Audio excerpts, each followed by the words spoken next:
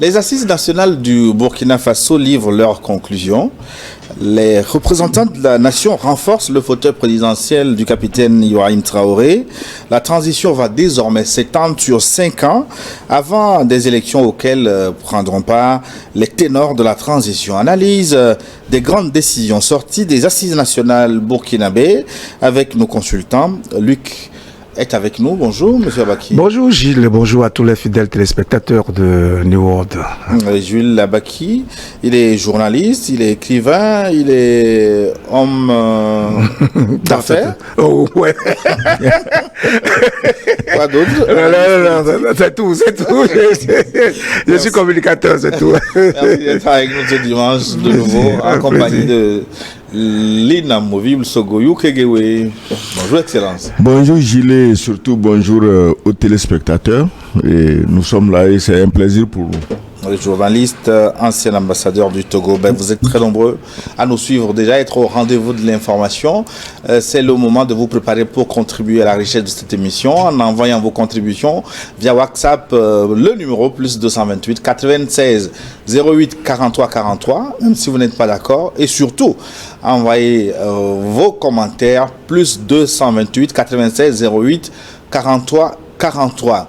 Si vous nous suivez en différé sur notre chaîne YouTube, c'est le moment de soutenir cette émission. Soutenez-la pour assurer sa viabilité en likant cette émission. Votre pouce maintenant pour ne pas oublier. Et quoi d'autre? Abonnez-vous à notre chaîne pour recevoir nos programmes en temps réel et partagez New World Forum pour porter loin la voix de cette Afrique qui change. Et pour contourner aussi les algorithmes qui tentent de nous invisibiliser. Comme je vous disais, au Burkina, il y a eu des assises nationales qui se sont achevées ce week-end. Et à la suite, pour statuer sur la suite à donner à la transition. Conclusion principale des assises, chers invités, révision de la charte de la transition qui consacre la prolongation de la durée de la transition de 5 ans à compter du 2 juillet 2024 et le passage du statut de président de la transition à celui de président du Faso, à Ibrahim Traoré. Donc il se donne les pleins pouvoirs, le capitaine Luc Abaki. Non, il faut plutôt dire que le peuple burkinabé a décidé de conférer à Ibrahim Traoré des pleins pouvoirs pour être plus actif sur le terrain. Alors pourquoi le peuple burkinabé a-t-il senti la nécessité de lui conférer ces larges pouvoirs et d'étendre justement son séjour dans le fauteuil présidentiel? Vous vous rappellerez que lorsqu'il y a eu le coup d'État en début octobre, il y a eu déjà des premières assises nationales de la transition le 14 octobre qui avaient défini une charte, enfin une feuille de route et une mission. Ils ont assigné une mission très claire à Assimi Goïta qui se déclinait en 6 points. Notamment la reconquête ou la restauration et la consolidation de la sécurité sur l'ensemble du territoire national, la recherche d'une solution urgente, efficace et efficiente à la crise humanitaire qui était née à la suite donc de tout ce qu'on a connu donc au Burkina Faso. Ensuite, la bonne gouvernance et la lutte contre la corruption.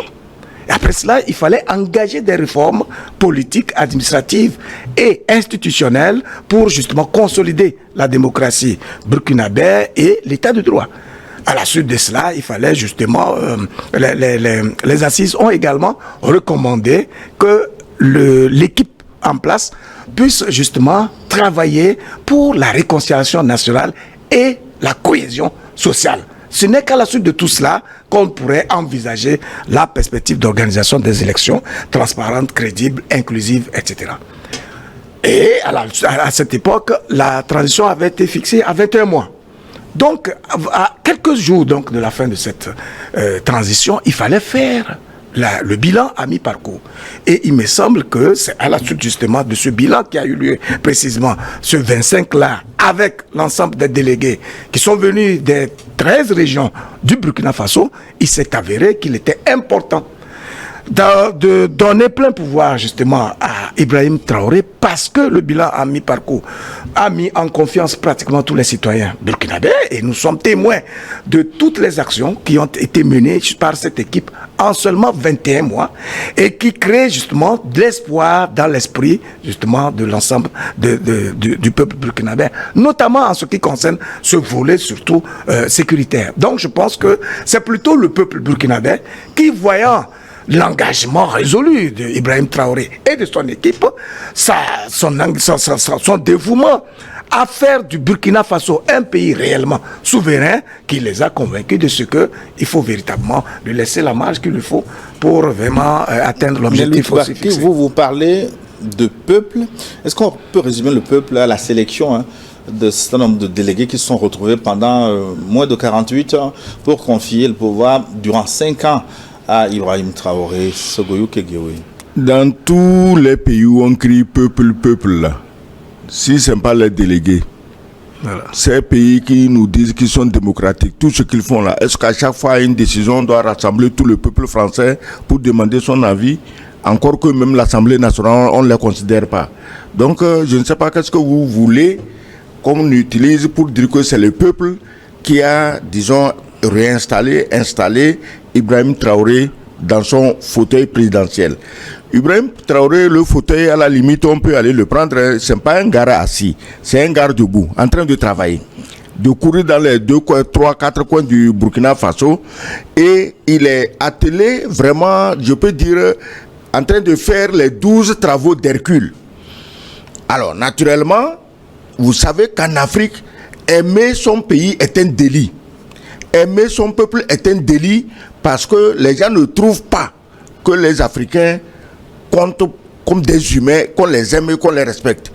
Il est évident que face à ces 12 travaux d'Hercule, surtout qu'il a déjà tordu le cou au lion de Némé, je ne vais pas rentrer dans les détails des travaux d'Hercule. Il reste l'écurie. Il y a les écuries d'Ogias à nettoyer. Donc les Burkinabés ne pouvaient que le conforter dans ce travail de titan pour lui dire, mon capitaine, continuons. Tu émets des doutes sur le peuple. On ne dit pas que tous les Burkinabés à 100% vont applaudir. Ce serait oublier le rôle nuisible des esclaves de maison, on en parle toujours. Ceux-là qui, bon, si les Blancs ne les invitent pas, ils ne sont pas contents. Il faut qu'on dise que c'est les Blancs qui ont fait ceci. Mais bon, les Blancs, ce concept-là, peut-être il faut le revisiter aussi. Ils ne sont pas aussi blancs que ça. Peut-être les oranges. Non, les blancs blancs et les blancs noirs. C'est-à-dire qu'il y a les blancs que nous connaissons, ils ont la peau blanche. Et il y a les blancs noirs, la peau noire, des dents blancs. Donc, ils ont la peau orange, pardon. Donc, quand tu vois tout ça, c'est pas étonnant que chaque matin on parle de coup d'État au Burkina, on doit faire coup d'État.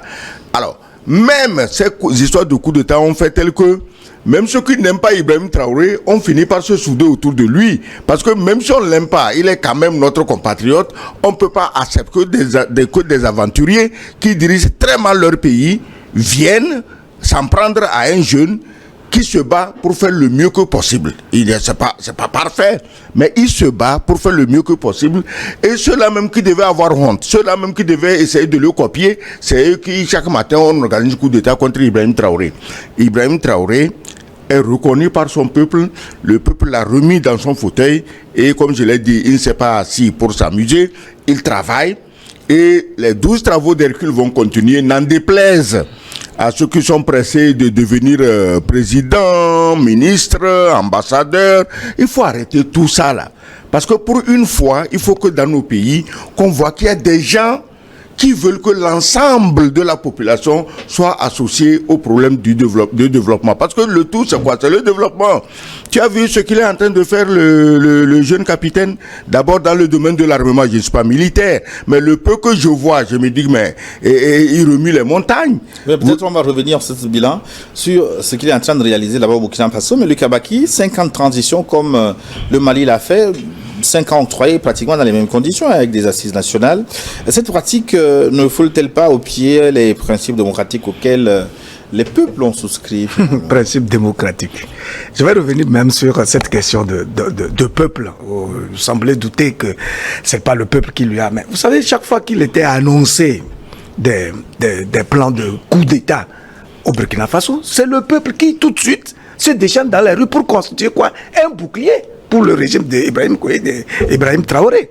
Donc, c'est déjà indicateur, et comme il a dit, c'est un tri qui doit pouvoir s'effectuer, mais c'est représentatif, justement, de toutes les régions, en tout cas, de la majeure partie des populations burkinabées, et à ce que je sache, personne n'a interdit à quelqu'un, à un burkinabé, de dire un avis contraire, d'être contre ce qui se fait ou d'organiser éventuellement des manifestations qui s'érigeraient contre justement la transition actuelle.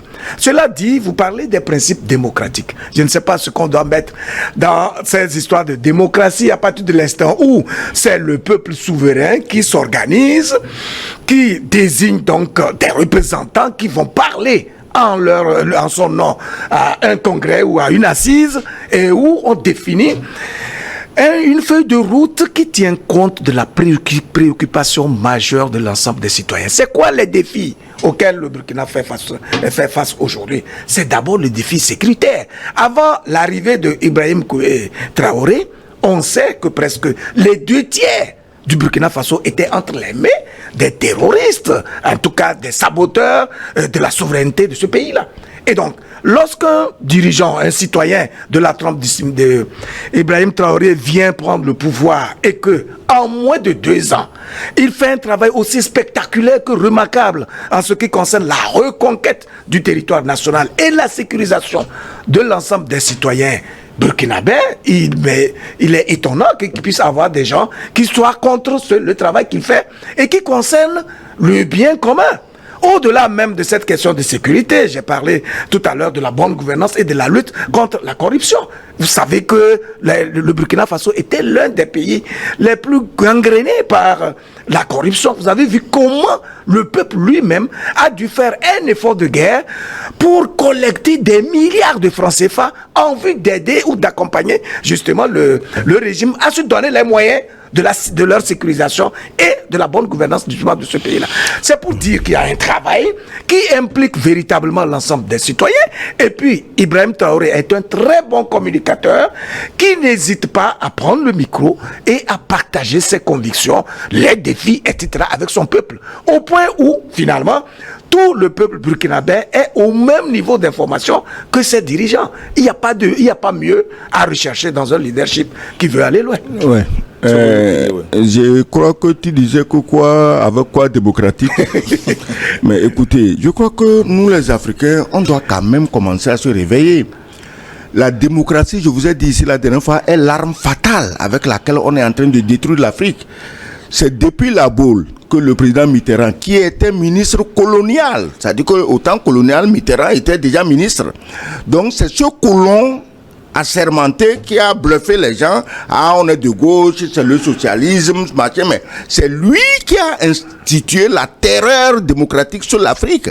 Une véritable terreur. Et depuis que ça a commencé, montrez-moi un seul pays où cette démocratie a donné quelque chose de positif.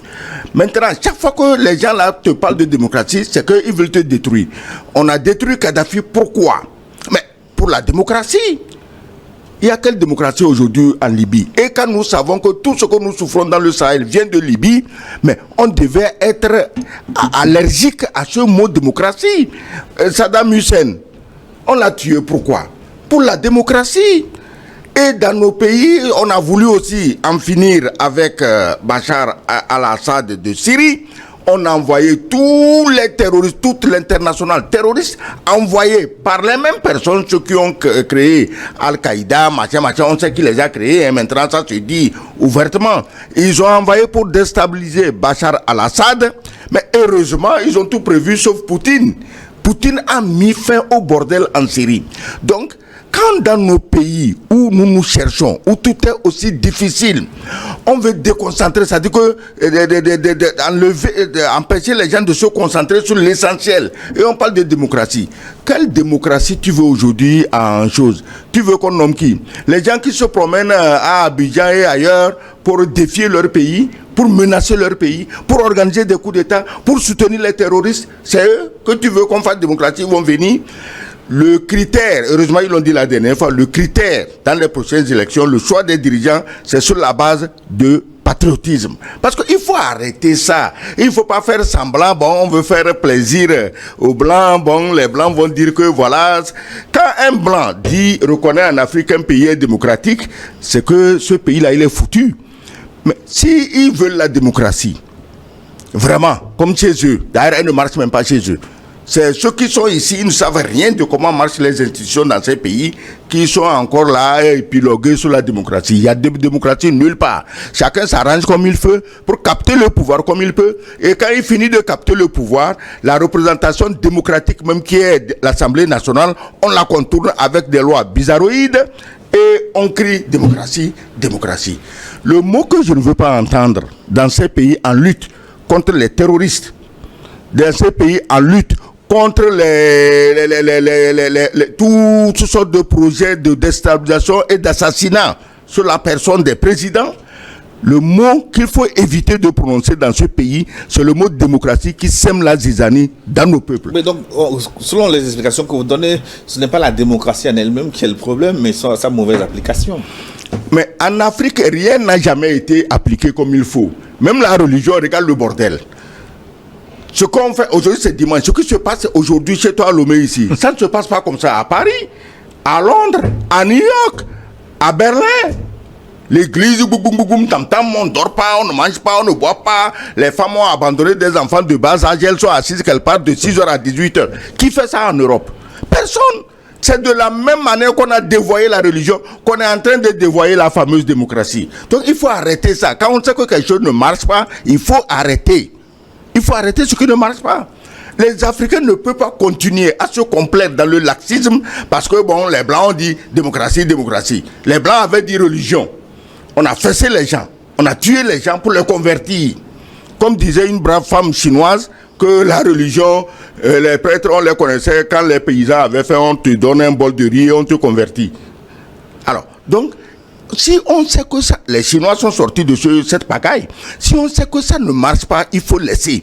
La démocratie depuis 91, depuis la mauvaise blague de Mitterrand à la boule, on sait que ça ne marche pas. On utilise ça pour organiser de mauvaises élections, on utilise ça pour excuser des coups d'État. Seulement, les coups d'État sont condamnés quand ils sont contre les intérêts des exploitants. Comment tu prends ça au sérieux? Mais donc, où est la démocratie? Peut-être appeler à la vraie démocratie. Oui, plutôt que de couper la tête à... Je crois qu'il faut redéfinir justement cette notion de démocratie. Si on doit comprendre la notion de démocratie comme étant l'écosystème politico-social dans lequel les individus, les citoyens ont le droit à la parole, on peut alors comprendre que, effectivement, nous avons besoin d'un pays démocratique, mais à une condition.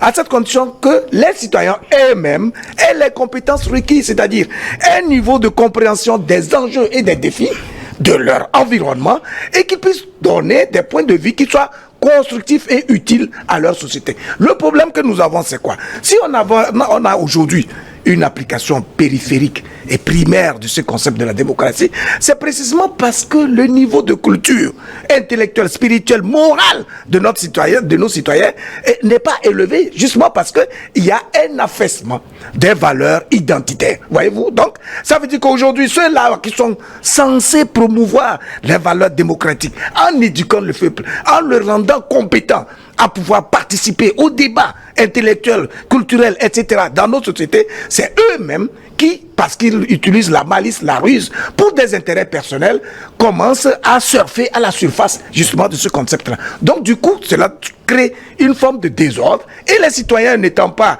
suffisamment cultivés, ils se prononcent de n'importe quelle manière, et donc, on est là devant une forme de libertinage, etc., etc. Donc, voilà pourquoi il est important, pour nos pays qui se veulent désormais souverains, de s'organiser pour bâtir des citoyens intègres, compétents, intelligents et pris du besoin du meilleur devenir de leur peuple, si nous ne travaillons pas sur les leviers de l'éducation, en lien avec notre identité ou bien nos valeurs identitaires, de sorte que les citoyens soient conscients de leur part de participation dans le projet de construction de nos nations, évidemment, ce concept de la démocratie sera toujours dévoyé et il va être perçu comme quelque chose qui est contre nos intérêts parce que les prédateurs extérieurs profitent justement de ce désordre-là qui règne justement en triomphe dans nos milieux pour profiter, pour spolier, d'abord accentuer la division entre les citoyens et ensuite justement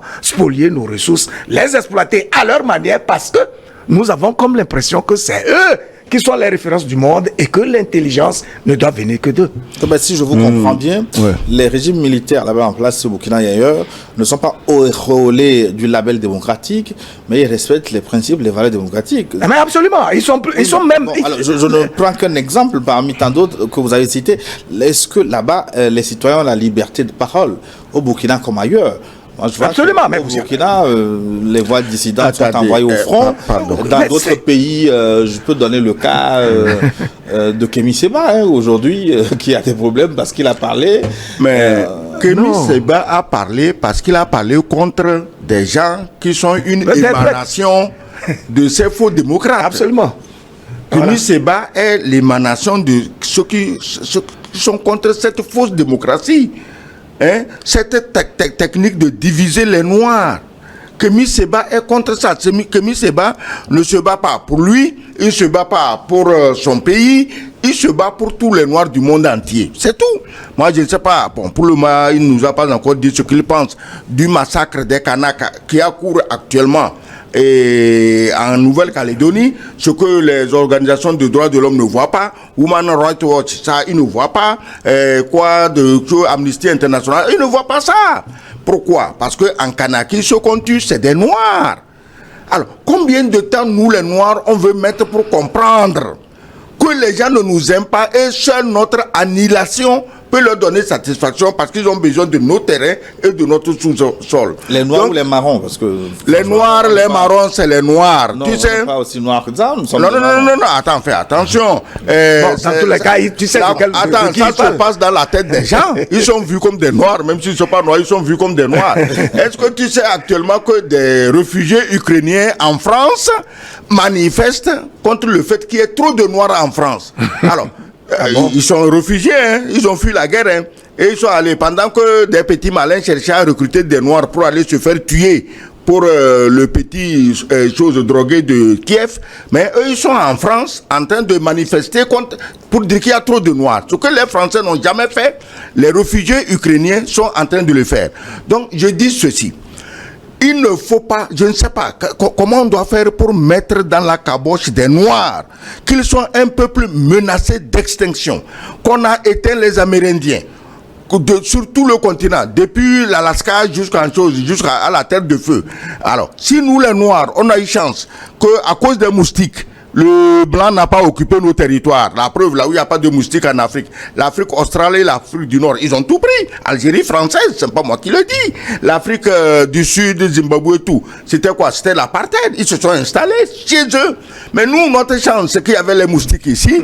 Et ils ont peur des moustiques, ils sont partis. Donc, c'est partie remise. Maintenant, ils ont réfléchi comment en finir avec eux. Bon, on va créer les terroristes. C'est la nouvelle maladie pour annihiler, éteindre les Noirs. Oui, mais alors, arrêtez, si ces militaires sont venus... Pour ne pas perdre le fil de notre parenthèse. Oui. Est-ce que, franchement, c'est parce que aussi, il y a la démocratie, qu'on a le droit de tout dire. Est-ce que c'est pas la démocratie qui prévoit aussi que quand on a des dérapages de langage, on peut être poursuivi et jeté en prison? Dérapage de langage, quel dérapage de langage? Moi, je parle de façon générale. Non, attends, quel débat? Attends, si le journalisme répond à des critères que tout le monde connaît. Mais quand tu affirmes quelque chose, et puis l'autre dit non que c'est faux, il n'a qu'à prouver que c'est faux. Kémy Séba a dit des choses. Ben, si c'est faux, on peut lui prouver que c'est faux. C'est pas la peine d'intenter des procès, quand même. C'est pas la peine d'intenter des procès. Ça veut dire que les gens eux-mêmes, ils ont quelque chose à se reprocher et ils se disent, bon, on va lui fermer le bec et puis nous sommes tranquilles ici. Vous fermez le bec à Kémy Séba, malheureusement, il y a 1 million de Kémy Séba qui vont relever la tête. Donc, si moi, tu m'accuses, je sais que tu m'accuses gratuitement, je sais les moyens par lesquels il faut passer pour te dire que ce que tu dis est faux. Donc, qu'est-ce qu'on va dire? La démocratie, c'est pas, ou la liberté de presse, c'est pas qu'on raconte sa vie. Mais quand il y a des faits, il faut le dire. Il ne faut pas intimider les gens par des menaces pour qu'ils ne disent pas ce qu'ils sont en train de voir. C'est ça le problème. Et même ça, dans les autres pays très démocratiques, quand on est en guerre, mais on ferme les médias qui ne sont pas compatibles à la guerre. On ferme les médias. Est-ce que j'invente quelque chose? Des pays très démocratiques où il y a droit de l'homme, il y a liberté d'expression, on ferme les médias. On les ferme. Oui, c'est-à-dire que moi je pense qu'on va faire concret. Dans le contexte précis du Burkina Faso, voilà un pays qui est en guerre et qui fait face à beaucoup de défis exogènes, c'est-à-dire dont les causes sont exogènes. Et donc, cela nécessite une dynamique intérieure qui soit forte, afin qu'on puisse avoir la force nécessaire, l'énergie nécessaire pour faire face justement à ces défis-là qui menacent le pays lui-même d'extinction ou de disparition. Dans un tel contexte, on ne peut pas laisser des plaisantins quand même.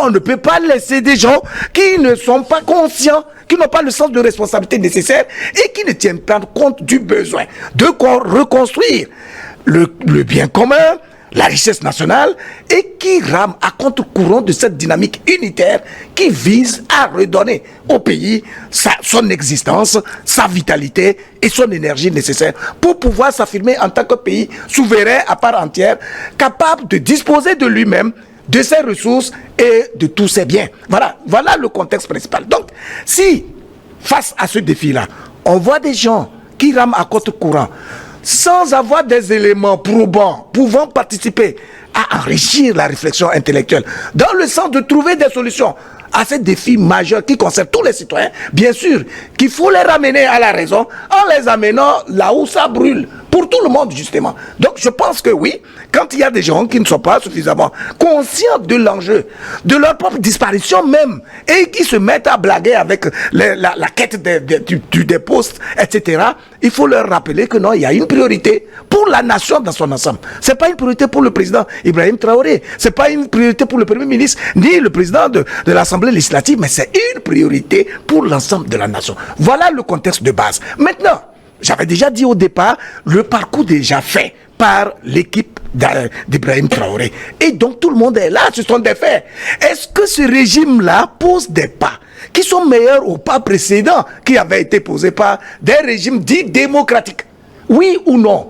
J'avais dit tout à l'heure qu'avant l'arrivée d'Ibrahim Traoré, le Burkina Faso était consumé aux 2 tiers. Et il y avait plus de 2 millions de déplacés d'origine, simplement sous l'effet du phénomène terroriste.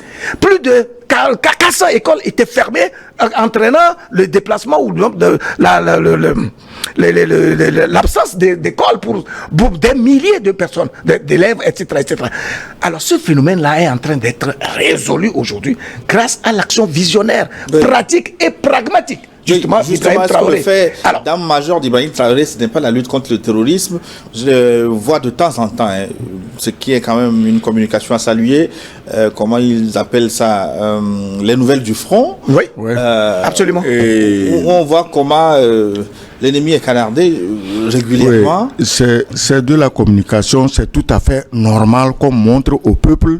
Parce que oui, mais moi je voudrais dire, est-ce que vous voyez le nombre de combats menés, le nombre de terroristes neutralisés? Oui. Si ces gens-là n'étaient pas venus, ces pays... Les terroristes, appelez les terroristes, mais c'est les missionnaires de ceux que nous connaissons qui étaient chargés de venir prendre les pouvoirs.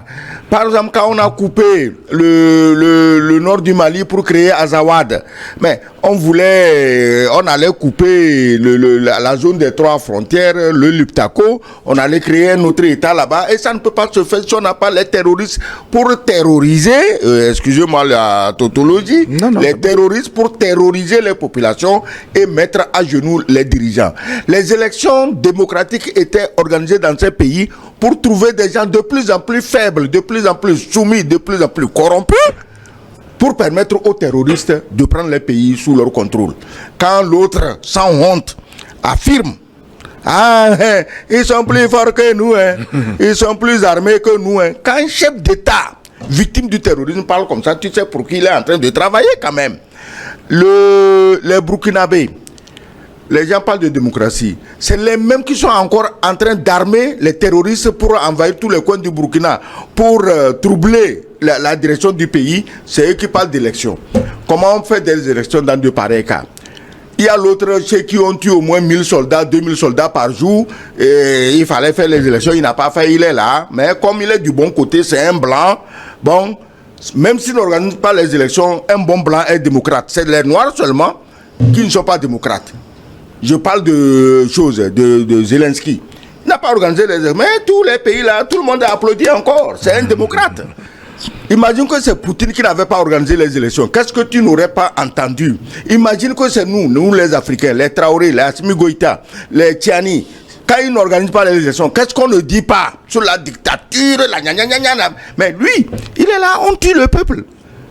Jusqu'au dernier Ukrainien, et il avalise le plan de massacre des Ukrainiens jusqu'au dernier. Ça ne gêne personne. C'est pour ça que tous les tocards qui ont réussi à fuir le pays sont à Paris en train de dire qu'il y a trop de noirs en France. Tu as compris ça? Alors, Luc Abaki, la charte révisée au Burkina Faso consacre l'éligibilité du président de la transition, du Premier ministre, du président de l'Assemblée législative, de transition aux élections présidentielles, législatives et municipales qui seront organisées pour mettre fin à la transition. Bon, qu'en pensez-vous? Les autorités, c'est un scénario oui. La tchadienne, là. Non, ils ont fait la voie. C'est-à-dire que quand on voit quelqu'un qui est engagé résolument pour la cause commune, exactement comme le fait aujourd'hui Ibrahim Traoré ou Assimi Goïta ou Abderrahmane Diani, on comprend clairement que en fait ces gens-là, ce ne sont pas des gens qui sont attachés à la question du poste. Mais ils ont compris le caractère sacerdotal de la mission qu'on leur a conférée. Et donc c'est le peuple qui dit, au-delà même de la transition que vous êtes en train de diriger, vous êtes aussi autorisé à aller au-delà. Pourquoi? Parce qu'ils savent que vous êtes les mieux placés, en tout cas en l'état actuel des choses, à faire face aux multiples défis. Je crois qu'on doit prendre conscience de ce que aujourd'hui, les défis pour ces pays-là, ce n'est pas forcément la technologie, etc. La première chose, c'est leur survie. Comment faire pour survivre? D'abord, quand vous trouvez un héros de la trempe de Ibrahim Traoré, qui rappelle heureusement l'image d'un Sankara, ça veut dire que c'est une pelle rare avec laquelle il faut travailler le plus longtemps possible, dans la mesure du possible. Et voilà, en 5 ans, s'il garde la même dynamique, ou intensifie même les actions qu'il est en train de mener aujourd'hui, au point où finalement, le Burkina Faso finit par s'affranchir de toutes les pesanteurs extérieures et de tous les goulots d'étranglement qui ont été tissés exprès par des prédateurs extérieurs en vue de maintenir le Burkina Faso dans l'instabilité, dans l'incapacité à s'assumer par lui-même. Il appartient au peuple souverain. En ce moment-là, à partir du moment où la voie a été balisée, j'ai rappelé tous les éléments qui font partie justement de la mission qui a été confiée justement à Ibrahim Traoré. Et on voit que, en dernier point, c'est la question de l'organisation des élections transparentes, démocratiques et inclusives. Ça veut dire qu'à cette étape-là, on ne peut plus l'exclure. Il a le droit de candidater, mais si le Burkina révèle un pion encore plus rare, capable d'être plus efficace que Ibrahim Traoré et tout ça, mais il appartiendra en ce moment précis au peuple burkinabé, justement, de choisir, de porter son choix sur le Messie qui va continuer la mission. Et pourquoi retourner à la démocratie malgré tout finalement? Non, la démocratie, elle est toujours bonne. Si elle est conçue par les Africains, pour les Africains. Mais si elle est conçue ailleurs, pour juste pouvoir imposer en Afrique de l'armée au pouvoir, c'est là-bas que nous critiquons. C'est de ça que nous ne sommes pas d'accord. Maintenant, Ibrahim Traoré, ce n'est pas un accro du pouvoir. Parce que si Ibrahim Traoré était accro du pouvoir, il est au sommet de sa gloire aujourd'hui, il aurait pu dire, demain matin, on fait des élections, je suis candidat, il gagne. Il sait, il prend le risque pendant les 5 ans, peut-être de devenir impopulaire. Mais il prend le risque parce qu'il ne regarde pas son pouvoir, son fauteuil, mais il regarde les intérêts du pays. Si dans 5 ans, il a perdu sa popularité et que les Burkinabés vont faire appel à ceux qui sont actuellement à l'extérieur en train d'alimenter les terroristes pour venir les diriger, mais tant mieux, c'est un choix démocratique.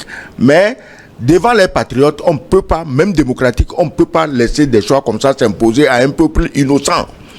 Donc, Ibrahim Traoré n'est pas accroché au pouvoir, sinon la technique, élection, tout de suite, il la gagne et puis il continue. Oui, mais justement, un peu comme au Tchad. Hein? L'ouverture de la liste des présidentiables à Ibrahim Traoré, est-ce que ça ne va pas faire des, comment on va dire, des frustrations? Oui, mais attends, toi tu m'étonnes quoi. Qui devait être président selon toi? Si ce n'est pas Ibrahim Traoré ou ses hommes ou ses femmes, ceux qui travaillent avec lui, ceux qui ont pris conscience de la nécessité de sortir le Burkina du camp de concentration francophone. Parce que la France a 14 camps de concentration sur toute l'Afrique. C'est des camps de concentration. En 1945, c'est les Russes qui ont libéré les camps de concentration en Europe. Dachau, Birkenau, Buchenwald, tout ça, c'est les Russes. Aujourd'hui, les Africains eux-mêmes veulent se libérer de leurs camps de concentration. Ce qu'on appelle camps de concentration, ce ne sont pas quand même des pays avec des chefs d'État et des citoyens. Non, mais c'est justement, pardon. Qui va à leurs occupations. Oui, je sais ce que c'est. Sur une télévision. Oui, je sais ce que c'est qu'un camp de concentration. J'en ai visité. Mais notre cas est pire que le camp de concentration. Parce que le camp de concentration, les capots qui sont là-bas, qui dirigent, on sait que c'est elles qui dirigent. Et si tu dis qu'il y a des présidents, mais ils reçoivent les autres de quelque part pour parler. Alors, ce n'est pas un camp de concentration, c'est quoi? À Buchenwald, à Auschwitz, à Dachau, machin, on n'appelait pas tous les jours la chancellerie à Berlin pour savoir comment se conduire avec les prisonniers. Les gens décidaient là-bas, en bien ou en mal, ils décidaient là-bas. Mais ici, là, en Afrique, là, dans les 14 camps de concentration, qui a le pouvoir de décider? Personne. Personne. Si tu veux décider toi-même, comme Traoré, comme Assimi Goïta et Tiani, tu es permanemment en danger. On veut t'assassiner. On ne cache pas qu'on veut t'assassiner. C'est organisé. Au vu au sud de tout le monde, on doit t'assassiner. Et quand on demande, mais au fait, quelle faute tu as commise? Non, tu veux la dignité, tu veux la souveraineté de ton pays. Tu ne trouves pas que c'est pire qu'un camp de concentration? Non, je comprends bien les appréhensions de Gilles, parce qu'en fait, on est habitué à quoi? À des élections truquées, qui ne sont pas donc démocratiques, qui ne sont pas transparentes, et qui font que quand un dirigeant est au pouvoir, s'il ne veut pas le perdre, il ne le perdra pas. C'est ça qui fait que lorsqu'on dit qu'un président est autorisé à être candidat, on se dit, mais les dés sont bipés a priori. Malheureusement, en tout cas, ou heureusement, dans le cas précis des pays du Sahel, en tout cas de l'Alliance du Sahel, on constate que ces gens-là travaillent beaucoup plus sur la transparence. C'est pour ça que j'ai dit que le peuple burkinabé est au même niveau d'information que ses dirigeants, grâce à une action pédagogique assez remarquable. Ça veut dire qu'en fait, on augmente le niveau de compétence des citoyens, on augmente le niveau d'engagement des citoyens, on augmente leur capacité à se prononcer et à agir en tant que première richesse nationale, compétente, capable de dynamique, d'enclencher la dynamique d'évolution de la société elle-même. Ça veut dire que si tous ces paramètres-là sont réunis, il sera impossible alors de développer les contre-valeurs comme la tricherie en élection par exemple. Vous voyez? Donc ça veut dire qu'on aura au bout du compte des élections transparentes, d'autant plus que cette transparence-là doit apparaître à tous les niveaux et dans tous les compartiments de la gouvernance de l'État. Voilà pourquoi on prône la bonne gouvernance, la lutte contre la corruption, qui sont des contre-valeurs, et tout ce qui est de nature à saboter le projet de construction du bien commun et d'une nation suffisamment indépendante qui veut donc disposer de ses biens, de ses ressources, etc. Donc, quand on part de ces paradigmes-là et quand on voit bien l'état d'esprit de ces dirigeants, on comprend aisément le besoin pour eux-mêmes d'organiser des élections qui soient transparentes parce que leur fierté vient de ce qu'ils sont adoubés par le peuple. Au cas où leur travail aura connu une limite qui fait qu'ils n'ont plus l'assentiment de la population, ils ne vont pas percevoir ça comme une défaite, mais l'achèvement justement d'une œuvre qui nécessite l'émergence d'une force nouvelle qui va prendre le relais. Voilà comment en réalité, dans nos cultures, on nous montre la manière de participer à une compétition. Vous n'avez pas le droit de tricher pour gagner, parce que ce n'est pas une voie de gloire, de noblesse. Et donc, à partir de l'instant, ces États-là s'attachent désormais à nos valeurs identitaires, où la noblesse ne se perçoit qu'après l'une œuvre salvatrice et où tu peux avoir la sensation de la victoire, parce que cette victoire est méritée. C'est en ce moment qu'on sait que tu es un vrai leader. Et donc ces gens-là, je pense qu'ils sont sur une très belle voie. Ils sont en train de faire un travail remarquable. Et même au bout du compte, ils peuvent se dire, mais il faut que j'ai ma vie à moi. Ils sont encore jeunes. Ils peuvent dire, bon, mais cette gouvernance-là qui m'absorbe et me décharge à tout point de vue, bon, je crois que j'ai mis le pays à un niveau assez optimal, je n'ai pas besoin d'être candidat. Et là, ils sont libres aussi. Excellent, je vous donne la parole tout à l'heure. En train de rappeler aux téléspectateurs de nous protéger cette émission parce qu'on est de plus en plus traqués. Allez, mais l'émission pour lui permettre d'être plus visible. Hein. Abonnez-vous à notre chaîne. Comme ça, si nous sommes très nombreux, vous recevez les notifications en temps réel. Partagez New World Forum, partagez pour recevoir cette émission. Je voudrais rappeler également que demain, à 18h10 UTC, sur nos antennes, nous avons un entretien exclusif avec le ministre togolais de la fonction publique, du travail et du dialogue social, Gilbert Badilembayena Bawara. Nous parlerons de l'actualité politique du Togo, lundi à 18h10 UTC. Excellence. Vous savez, Goïta, Traoré, Tiani, c'est des libérateurs. Si eux, même en tant que libérateurs, ils ne veulent pas être présidents, les compagnons de la libération, tu as vu, après la guerre en France, De Gaulle était le libérateur. Il y avait des compagnons de la libération autour de lui, mais ils étaient vus comme des demi-dieux. On n'est pas allé chercher les gens de Vichy pour venir être président à Paris, c'est pas possible. Donc, il est tout à fait normal que les libérateurs continuent à travailler dans le... Parce qu'un pays, qui a vécu 400 ans d'esclavage, 100 ans de colonisation, 60 ans de néocolonisation et ces dernières années de terrorisme imposé, mais on les libère pas en un jour. Donc, il est important que ceux qui ont entamé ce processus de libération continuent le travail et que les libérateurs, les compagnons de la libération, qui sont autour de Tiani, qui sont autour de Traoré, qui sont autour de Assimi Goïta, mais ils soient honorés et mis à leur place. Si les trois champions ne veulent pas aller aux élections, que les compagnons là continuent le travail de libération de leur pays. C'est pas la peine que dans 2, 4 ou 5 ans, qu'on remette les mains entre les pays démocratiquement et toxiquement élus. On ne peut pas accepter ça. La charte révisée du Burkina consacre aussi la création d'un nouvel organe de transition appelé CORAG. Oui, c'est comme ça on l'a appelé, Lucas Baki. Instance chargée de définir, de suivre et de contrôler la mise en œuvre de la vision stratégique du pays dans tous les domaines et par tous les moyens. C'est pas une sorte de gouvernement bis là? Non, ça on dit bien de contrôler. Donc, c'est-à-dire, justement, voilà un aspect des principes démocratiques et qui montre que, en fait, quand vous êtes un bon dirigeant, vous devez vous laisser aussi contrôler d'une manière ou d'une autre. Cette instance-là, à mon sens, va servir à rappeler les gouvernants leur responsabilité, leur engagement. Une sorte de boussole. Absolument, c'est une boussole. Pourquoi? Parce que lorsque vous êtes dans le feu de l'action, vous pouvez être immergé tellement dans l'action que vous pouvez oublier certains volets, certains aspects, etc. Ceux qui sont chargés de vous évaluer, c'est eux qui vous rappellent alors pour vous dire, ah ben, écoutez, vous savez sembler oublier cet aspect-là, etc., etc. Parce que tout cela a un objectif: travailler pour l'épanouissement de la population dans son ensemble.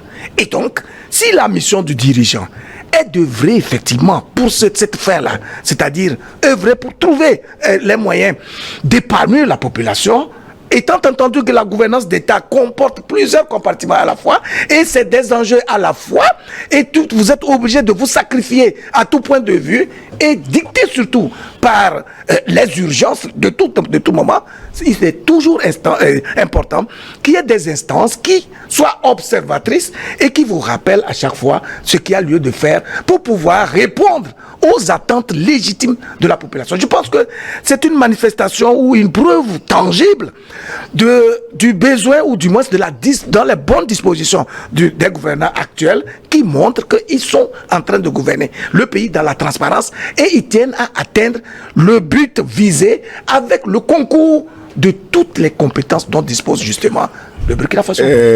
Gilles, dis-toi que depuis la colonisation jusqu'à aujourd'hui, aucun pays noir africain n'est indépendant. Depuis la colonisation, aucun.